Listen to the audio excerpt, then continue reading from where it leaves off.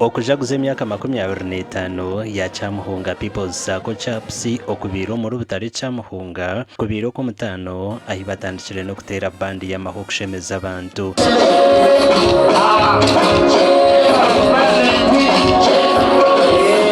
Abantu binji bashangirwa ngo bakejonesa saa kwezi okweguza sente ezabahwerire omukushomesa abana hamwe na nebindi by'entunguka.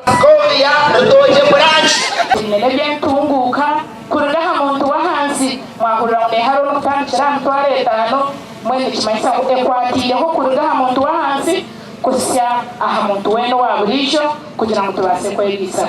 Omukoro ogu gwishikirwa wabebembezi batari bamwe na bamwe ko ibotakiriho abari babariho baramanya bata ngo kaboriho kuza kureba emyaka 10 ewire ayitwabire turi na hata ituri ureba kutambiro gendo ringwa chapsi urwo baze kutera konka omulibyo natogiriye kubakora kandi imbaraganisa ngwe kintu ekimwangu asize kifurire anyeneza kukikwasa the coming leadership obwire kuburika kifurire kandi kiri kugenda omisho.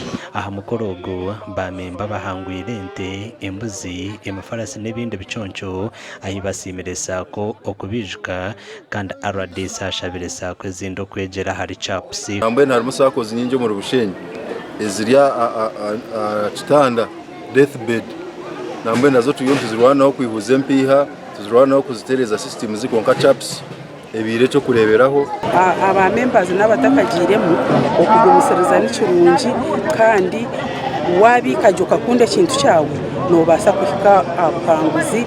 aha mukoro ogu okubikana no korra hamwe nico kishomesibwa abantu nkakikuru omuri byona amakuru agagasha kwa Sheikh Abdulatif.